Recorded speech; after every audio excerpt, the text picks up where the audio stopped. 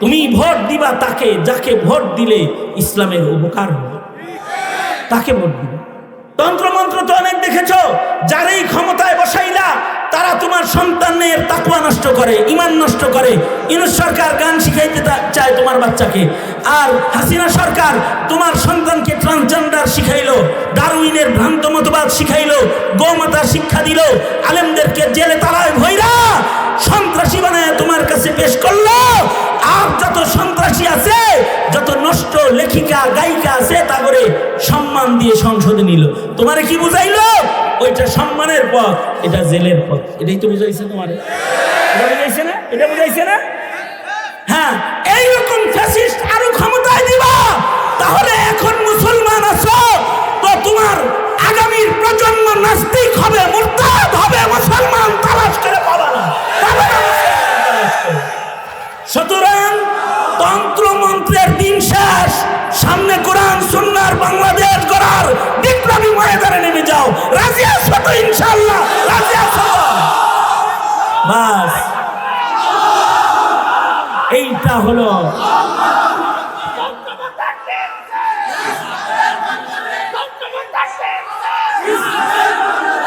শুনুন, এইটাও একটা জিহাদ। এটাও কি? এইটা একটা জিহাদ। এই জিহাদ হলো স্বাধীনতা রক্ষার জিহাদ। এই জিহাদটা হলো মুসলমানের ভূখণ্ডে ইসলামের গুরুত্বকে রক্ষা করার জিহাদ। এই জিহাদ হলো দ্বিতীয় বৃহত্তর মুসলিম দেশে ইসলামের পতাকাকে উঁচু করে ধরার জিহাদ। এই জিহাদ হলো কোরআনের হুকুম কায়েম করার, হুকুমত কায়েম করার জিহাদ। এই জিহাদ হলো নাস্তিক, মুরতাদ, বেঈমান, কাদিয়ানীদেরকে শায়েস্তা করার জিহাদ, শায়েস্তা করার জিহাদ। এই মুজাহাদাও বাকি রাখবে ইনশাআল্লাহ। বলো জীবন দিয়ে আল্লাহর দ্বীন কায়েমের জন্য চেষ্টা করার মুজাহাদা, জিহাদ ফি সাবিলিল্লাহর মুজাহাদা, ওইটা তৈয়ারিও রাখতে হবে। যাদের জিহাদ করার নিয়ত এরাদা থাকে না, এগুলো মুনাফিক হয়। খালি জিকির করব, গুনাহ ছাড়বো, ইবাদত করব, এই মুজাহাদাইগুলা করব, নফসের সাথে বড় জিহাদ, বড় জিহাদ, নফসের সাথে জিহাদ বড় জিহাদ। হ্যাঁ অবশ্যই বড় জিহাদ তো। এখন এই জিহাদ কইরা বাতিলের সাথে জিহাদ বাদ, হ্যাঁ না। আল জিহাদু মাযিন ইলা ইয়াউমিল কিয়ামা, কিয়ামত পর্যন্ত নাস্তিক, মুরতাদ, বেঈমানদের সাথে লড়াই ঈমানদারদের সাথে চলতেই থাকবে, কিয়ামত পর্যন্ত চলবে।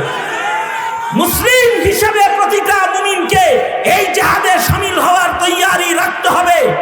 প্রয়োজনে জীবন দিবে, কিন্তু ঈমান দিবে না।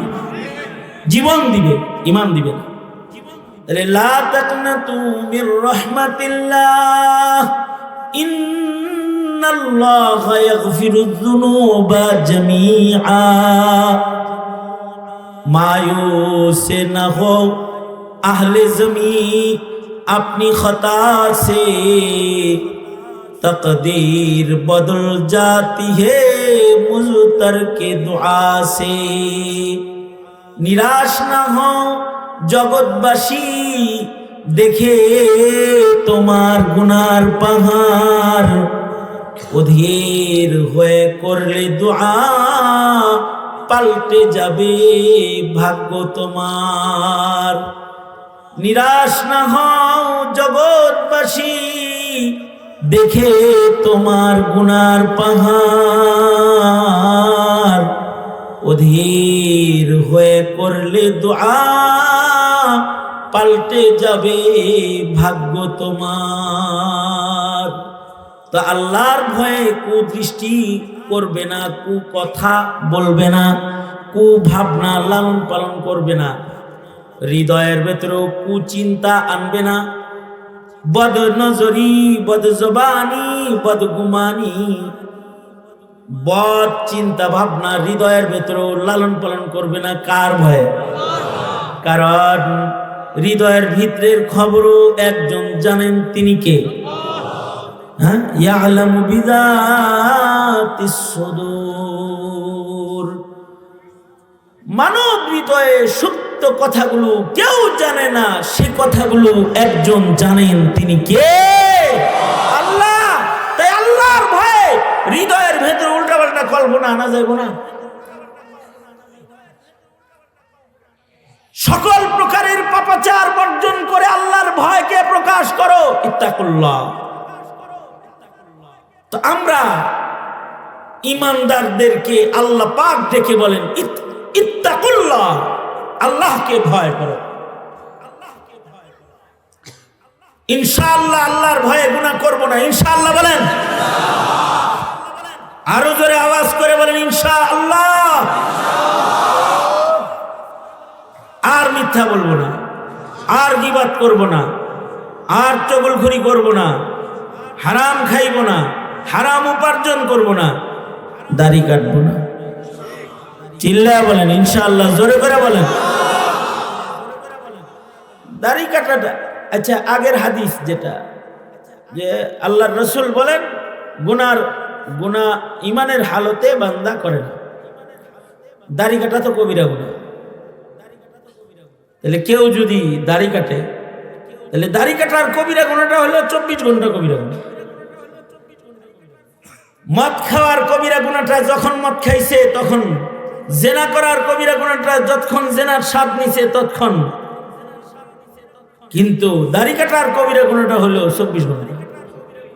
ঘুমায় রইছে, তাও কবিরা গুনার হালতে ঘুমায় রইছে। এটা শাইরুল্লাহ,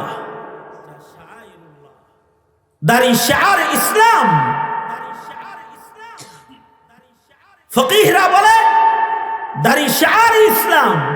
সুতরাং দাড়ি আমালান সুন্নাত, কিন্তু হুকমান ওয়াজিব। আমল হলো সুন্নাত আমল, কিন্তু আসলে এটা কি? ওয়াজিব। এর হুকুম হলো ওয়াজিব, আমল হলো সুন্নাত। নবীজির সাথে মুসাবাহাত, নবীজির চেহারার সাথে নিজের চেহারা মিলাইবার জন্য মেহনত। একজনের মুখের দাড়ি আছে, তার চেহারার রং মুহাম্মদুর রাসূলুল্লাহ সাল্লাল্লাহু আলাইহি সাল্লামের চেহারার মতো। আর যার মুখে দাড়ি নাই, তার চেহারার রং কাফের মুশরিকের মতো। দাড়ি কাটবো না, কবিরা গুনাহ। যারা এখনো দাড়ি কাটো, নবীজির কলিজায় আর ছুরি লাগায় না। দাড়ি কাটলে নবীজির কলিজায় ছুরি লাগানো।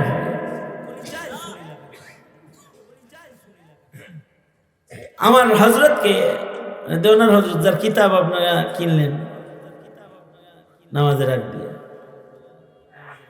দেওনার হযরতের কাছে হারামাইন শরীফাইন থেকে এক লোক হজে উমরায় হজে যাইতেছে।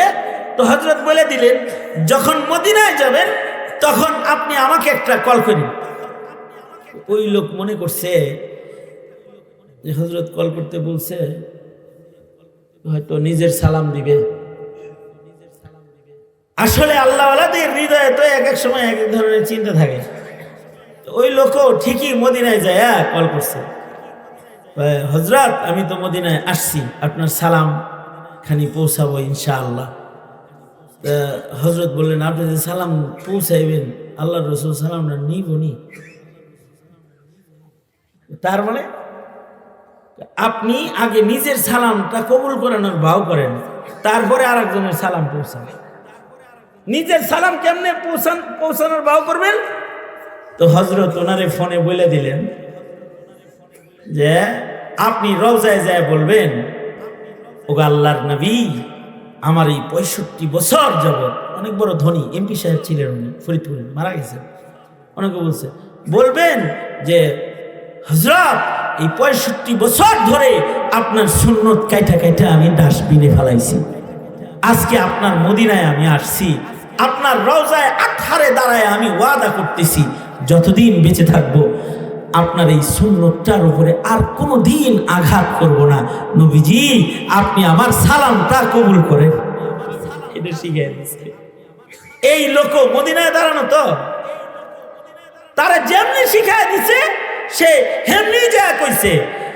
ও আল্লাহর নবী 65 বছর আমি দাড়ি কাটি, আজকে আপনার রওজায়ে আতহারের পাশে দাঁড়াইছি, আমার সালামটা ফেরত দিয়েন না। আল্লাহর নবী আমি ওয়াদা করতেছি আর আপনার কলিজায় ছুরি লাগাবো না, আর দাড়ি কাটবো না, আমার সালামটা কবুল করেন। এভাবেই বলছে। ওই দিন রাত্রে বেলায় স্বপ্নে দেখে সাইয়্যিদুল মুরসালিন তারে দেখতে আইছে। ওই দিন রাত্রে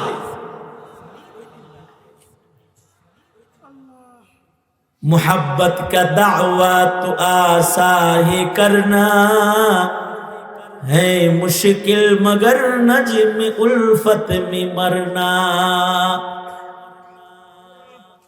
নবীর আশিক হিসাবে দাবি করা তো সহজ, কিন্তু নবীর প্রেমে মরণ জীবন দেওয়া এটা কঠিন। নবীর প্রেম, নবীর মোহাব্বত, আমরা তো নবীর প্রেমে সাধারণ সুন্নতের আমলটাও করতে পারি, আর সাহাবায়ে কেরাম নবীর প্রেমে জীবনটাই দিছে, মরে গেছে। কার প্রেমে? নবীর প্রেমে। হযরত হানজালা শহীদ হইছেন বাসর ঘর থেকে বাইরে হয়ে এসে, কার প্রেমে? জোরে আওয়াজ করে বলেন, নবীর প্রেমে।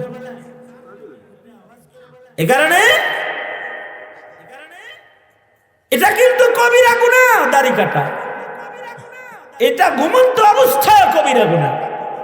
আল্লাহর ভয়ে এবং নবীর প্রেমে যাদের দাড়ি নাই, তারা মনে মনে শর্মিন্দা হইয়া চোখটা নিচের দিকে দিয়া এক ফোঁটা চোখের পানি ফেলা খোদার কাছে বলো, আল্লাহ তোমাকে ভয় পাই, তোমার রাসূলকে ভালোবাসি, তাই আজ থেকে আর দাড়ি কাটবো না। এটা আল্লাহর কাছে ওয়াদা করে ফেলো।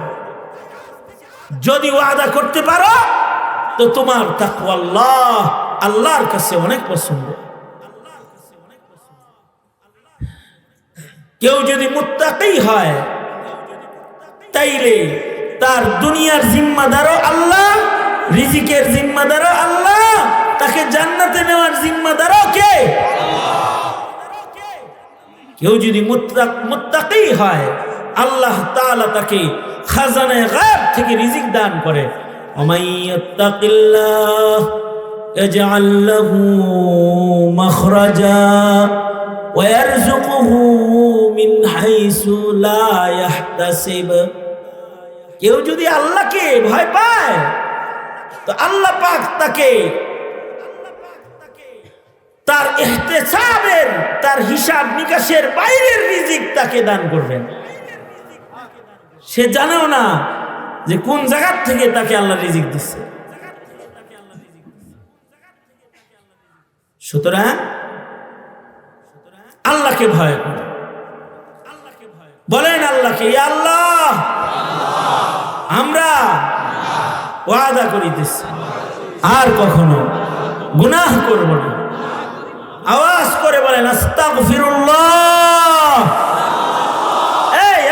এই কালিমাগুলা আল্লাহর ভয়ে যদি কেউ একবার বলে, আমি যা পড়াইতেছি আল্লাহর ভয়ে একবার যদি কেউ পড়ে, তো আল্লাহর রাসূল বলেন, মায়ের পেট থেকে সন্তান বের হইলে যেমন বেগুনাহ, আল্লাহ পাক এই তওবাকারীকে বেগুনাহ বানায়া ফেলেন, তার গুনাহ থাকে না।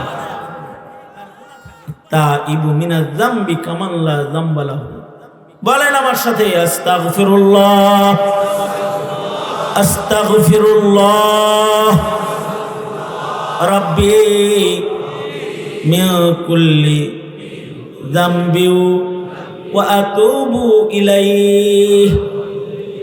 আস্তাগফিরুল্লাহাল্লাযী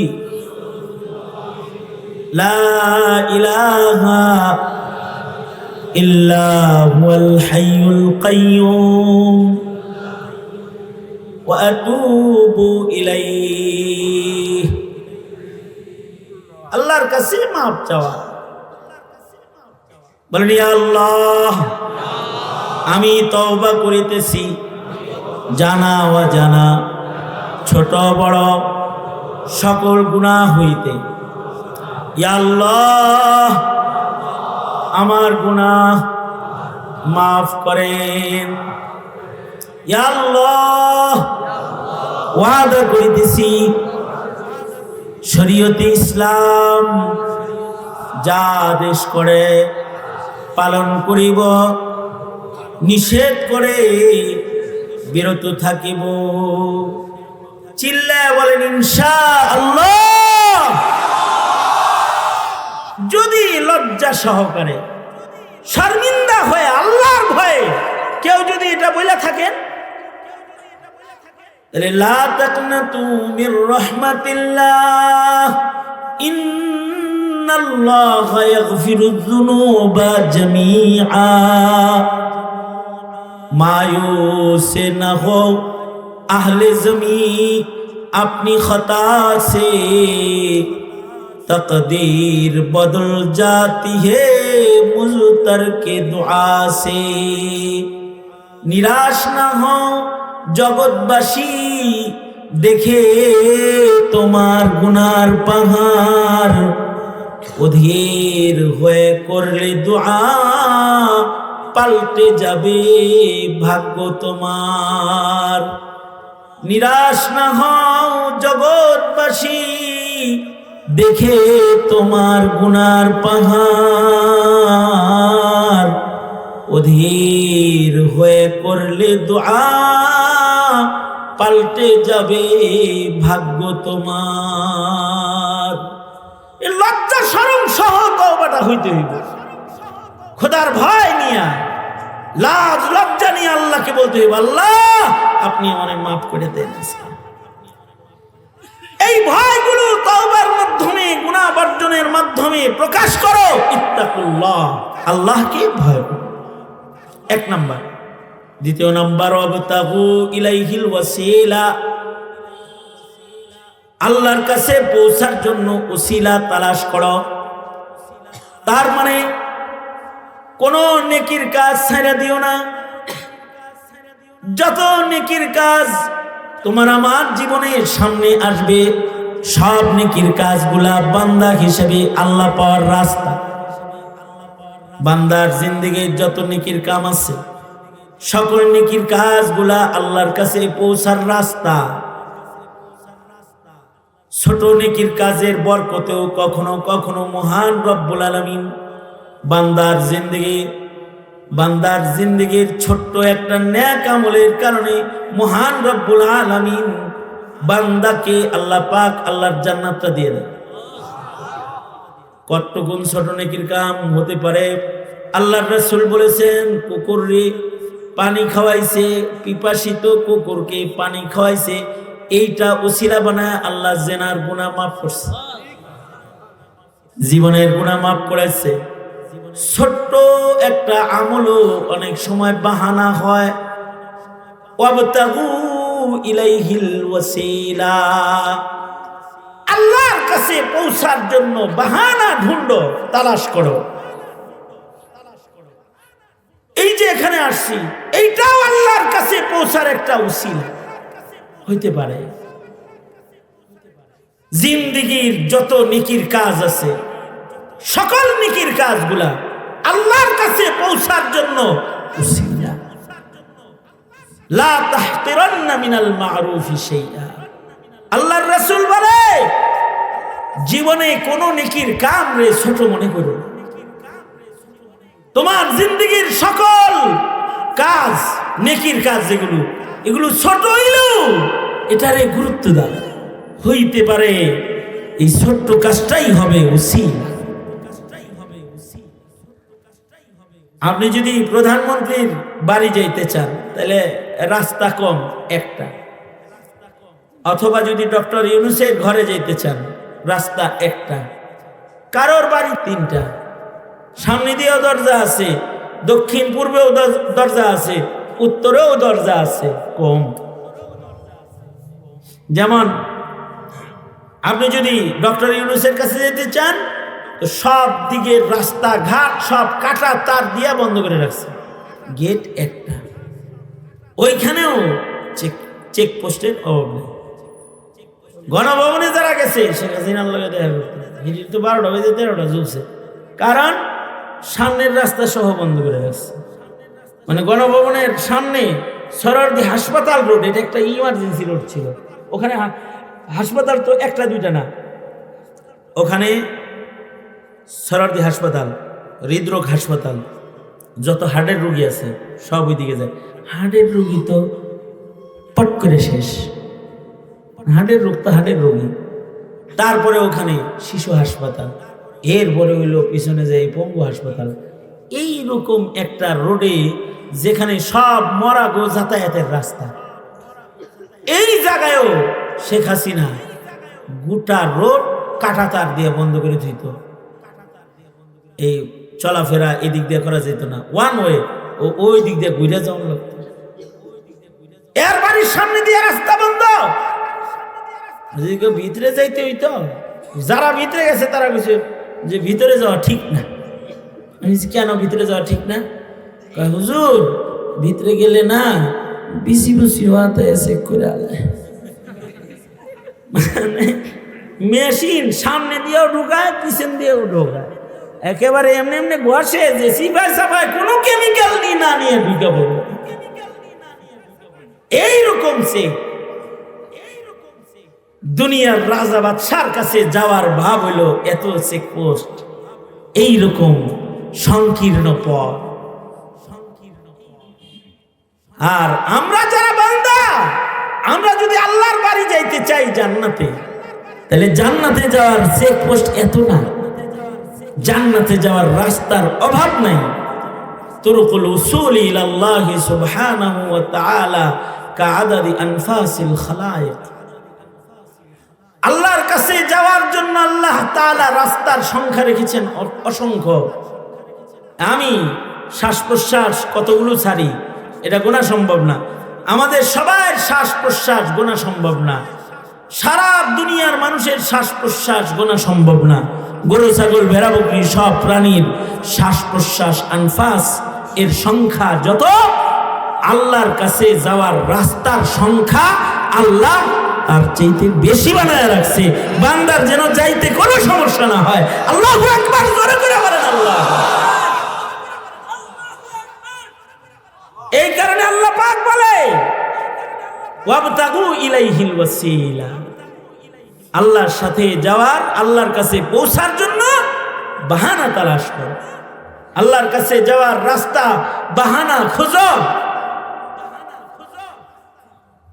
বাহানা কি? নেকির কাম। নেকির কাম বড়টাও যেমন আল্লাহর কাছে যাওয়ার উসিলা, ছোটটাও আল্লাহর কাছে যাওয়ার উসিলা। আর ছোট ছোট নেকির কাম করলেই বড়গুলা করার আদত হয়। এ কারণে মাশায়েখদের কাছে গেলে মাশায়েখরা বলে প্রতিদিন ছোট ছোট কিছু নেকির কাজ করো, প্রতিদিন জিক্রুল্লাহর সবক আদায় করো, প্রতিদিন 100 বার সুবহানাল্লাহ বলো, 100 বার আলহামদুলিল্লাহ বলো, 100 বার লা ইলাহা ইল্লাল্লাহ, 100 বার আল্লাহু আকবার, আল্লাহু আকবার, আল্লাহু আকবার। এই জিকির গুলাও হতে পারে আল্লাহর কাছে যাওয়ার ওসিলা। বলছি সুবহানাল্লাহ, আল্লাহর কোনো দোষ নাই, আল্লাহ বলবে তোরও দোষ রাখলাম না। বলছি আলহামদুলিল্লাহ, আল্লাহ পাক বলবেন যা তুই বলছিস সব প্রশংসা আমার, আমি তোরাও প্রশংসার উপযুক্ত বানায় দিলাম, তোর দোষগুলা আমি মুইসা দিলাম, তোকে প্রশংসিত করলাম, তোকে জান্নাত দিয়ে দিলাম। বলেছি লা ইলাহা ইল্লাল্লাহ, লা ইলাহা ইল্লাল্লাহ। বান্দা আমার তাওহীদের বর্ণনা এত দিয়েছিস, আমি তোকে দূরে সরাইতে পারি না, এর উসিলায় মাফ করে দিলাম। নবীজি তো বলেছেন কেউ যদি মৃত্যুর সময় কারোর মুখে উচ্চারিত হয় মান কানা আখিরু কালামিহি লা ইলাহা ইল্লাল্লাহ দাখালাল জান্নাহ, আল্লাহর রাসূল বলেন কারোর জীবনের শেষ কথা যদি হয় লা ইলাহা ইল্লাল্লাহ, তো সে আল্লাহর জান্নাতে ঢুইকা যায়। জিকির করবেন, জিকির ইনশাআল্লাহ 6 তাসবিহ জিকির করবেন, 100 বার সুবহানাল্লাহ, 100 বার লা ইলাহা ইল্লাল্লাহ, 100 বার আলহামদুলিল্লাহ, 100 বার আল্লাহু আকবার। চারটে একসাথে এইভাবে করা যায়, সুবহানাল্লাহি আলহামদুলিল্লাহি ওয়া লা ইলাহা ইল্লাল্লাহু আল্লাহু আকবার। চারটে একসাথে যদি পড়েন তাহলে 100 দানা টানলেই 400 হয়ে গেল। আর যদি আলাদা আলাদা পড়েন তাহলে সুবহানাল্লাহ 100 বার, আলহামদুলিল্লাহ 100 বার, লা ইলাহা ইল্লাল্লাহ 100 বার, আল্লাহু আকবার 100 বার, আর ইস্তিগফার 100 বার। আস্তাগফিরুল্লাহ আস্তাগফিরুল্লাহ আস্তাগফিরুল্লাহ। মাঝে মাঝে বলবেন পুরাটা, আস্তাগফিরুল্লাহাল্লাযী লা ইলাহা ইল্লা হুয়াল হাইয়ুল কাইয়্যুম ওয়া আতুবু ইলাইহি।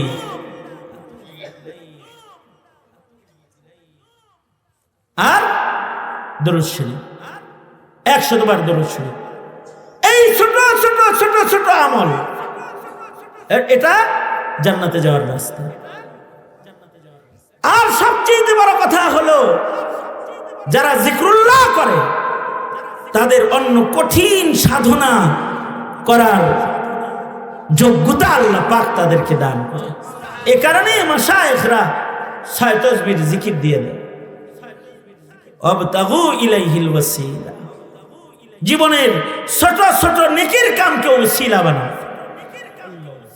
আর ওয়াজাহিদু ফি সাবিলি, আল্লাহর রাহে মুজাহাদা করো।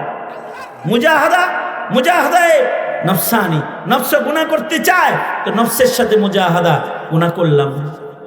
মুজাহাদায়ে জিসমানি, দেহ আরাম করতে চায় না, আরাম করলাম না। ফজরের নামাজে ঠান্ডা পানি দিয়া ওযু বানায়া নিজের বদনকে কষ্ট দিয়া খাড়া করায় দাও। মুজাহাদায়ে জিসমানি, নফল রোজার আদত করো। মুজাহাদায়ে জিসমানি, শরীর সারা রাত আরাম করতে চায়। রাবিয়াতুল বসরি নিজের চোখের ভিতরে মরিচ ঢেলে দিত, যে হাই চোখ ঘুমাইস পড়ে, আরাম পরে করিস, কবরে যা আরাম করতে পারবি, এখন একটু ইবাদত কর। মুজাহাদা, শারীরিক মুজাহাদা, হ্যাঁ, ইবাদতের মুজাহাদা, গুনাহ থেকে বাঁচার মুজাহাদা। দেখেন আরেকটা মুজাহাদা হইল জীবন দিয়ে আল্লাহর দ্বীন কায়েমের জন্য চেষ্টা করার মুজাহাদা, জিহাদ ফি সাবিলিল্লাহর মুজাহাদা। ওইটা তৈয়ারিও রাখতে হবে। যাদের জিহাদ করার নিয়ত ইরাদা থাকে না, এগুলো মুনাফিক হয়। খালি জিকির করব, গুনাহ ছাড়ব, ইবাদত করব, এই মুজাহাদাইগুলো করব। নফসের সাথে বড় জিহাদ, বড় জিহাদ, নফসের সাথে জিহাদ, বড় জিহাদ। হ্যাঁ, অবশ্যই বড় জিহাদ তো। এখন এই জিহাদ কইরা বাতিলের সাথে জিহাদ বাদ, হ্যাঁ না। আল জিহাদু মাযিন ইলা ইয়াউমিল কিয়ামা, কিয়ামত পর্যন্ত নাস্তিক, মুরতাদ, বেঈমানদের সাথে লড়াই ঈমানদারদের সাথে চলতেই থাকবে, কিয়ামত পর্যন্ত চলবে। মুসলিম হিসেবে প্রতিটা মুমিনকে এই জিহাদে শামিল হওয়ার তৈয়ারি রাখতে হবে। প্রয়োজনে জীবন দিবে, কিন্তু ঈমান দিবে না। জীবন দিবে, ঈমান দিবে না। এই দেশটা মুসলমানের দেশ। এই শোনো, এতক্ষণ তো আমলের কথা কইছি, এখন একটু ভোটের কথা কয়া জায়গা। হ্যাঁ, কয়দিন পরে নির্বাচন আসতেছে, ইলেকশন কয়দিন পরে আসতেছে। এই ইলেকশন যেটা আসতেছে, এই ইলেকশন যেন তোমার প্রজন্মের ঈমান রক্ষার ইলেকশন হয়। সেই ইলেকশনটা করে তোমরা বলবা যে হুজুর কাগরে ভোট দিব, আমরা বলবো ইসলামের উপকার হয় যারে ভোট দিলে তারে ভোট দিবে। যারে ভোট দিলে নাস্তিকদের উপকার হয়, যারে ভোট দিলে কাদিয়ানির উপকার হবে, যারে ভোট দিলে পরে মুরতাদ, বেঈমান, বাউলদের উপকার হবে। মুসলমান হিসাবে তুমি তাকে ভোট দিতে পারো না। তো তুমি ভোট দিবা কাকে? তুমি ভোট দিবা তাকে যাকে ভোট দিলে ইসলামের উপকার হবে, তাকে ভোট দিবে। সুতরাং আগামীতে ইসলামের স্বপ্ন দেখো, ইসলামের তন্ত্রমন্ত্র তো অনেক দেখেছো, যারাই ক্ষমতায় বসাইলা তারা তোমার সন্তানের তাকওয়া নষ্ট করে, ঈমান নষ্ট করে। ইউনূস সরকার গান শিখাইতে চায় তোমার বাচ্চাকে, আর হাসিনা সরকার তোমার সন্তানকে ট্রান্সজেন্ডার শিখাইলো, ডারউইনের ভ্রান্ত মতবাদ শিখাইলো, গোমাতা শিক্ষা দিল, আলেমদেরকে জেলে তালায় ভৈরা সন্ত্রাসী বানায় তোমার কাছে পেশ করলো। আর যত সন্ত্রাসী আছে, যত নষ্ট লেখিকা গায়িকা আছে, তা করে সম্মান দিয়ে সংসদে নিল। তোমারে কি বুঝাইলো? ওইটা সম্মানের পথ, এটা জেলের পথ। এটাই তো বুঝাইছে তোমার, এটা বুঝাইছে না? এটা বুঝাইছে না? হ্যাঁ, এইরকম ফ্যাসিস্ট আরো ক্ষমতায় দিবা, তাহলে এখন মুসলমান আছো তো তোমার আগামীর প্রজন্ম নাস্তিক হবে, মুরতাদ হবে, মুসলমান তালাশ করে পাবা না। সুতরাং তন্ত্রমন্ত্রের দিন শেষ, সামনে কোরআন সুন্নাহর বাংলাদেশ গড়ার বিপ্লবী ময়দানে নেমে যাও। রাজি আছো তো? ইনশাআল্লাহ রাজি আছো? বাস এইটা হলো